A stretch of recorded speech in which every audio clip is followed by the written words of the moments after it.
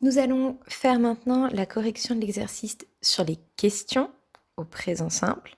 Pour cela, je vous le rappelle, on ajoute en début de phrase auxiliaire do, comme dans l'exemple « Do you wake up at 7 ?»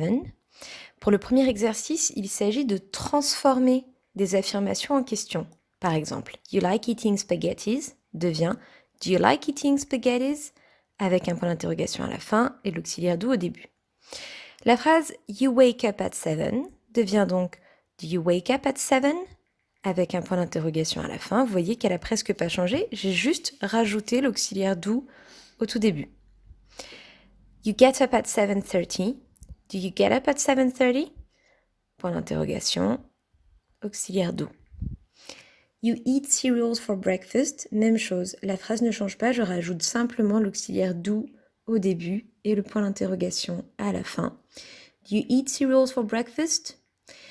You pack your bag before school. Même chose. Do you pack your bag before school? Point d'interrogation. Vous voyez que c'est vraiment toujours la même chose. Il a suffi d'ajouter l'auxiliaire do.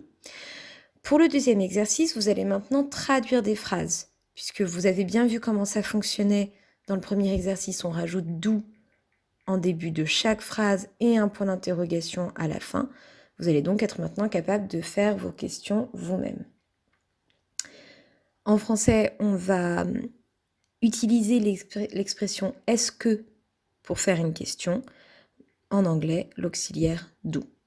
Donc, première phrase, « Est-ce que tu commences l'école à 8h30 ?» Je vous rappelle que commencer se dit « start ». « Do you start school at 8:30 ?» Point d'interrogation.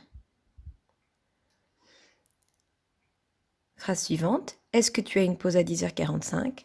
Do you have a break at 10:45 ?» Vous voyez bien que les phrases ne changent à peine. Do you have lunch at school? Point d'interrogation à la fin. Éventuellement, vous pouvez dire Do you eat your lunch at school? Mais comme je vous l'ai dit précédemment, l'expression have lunch est préférable. Do you finish school at 3:30? Encore une fois, les phrases ressemblent vraiment aux affirmations, on a juste rajouté l'auxiliaire do.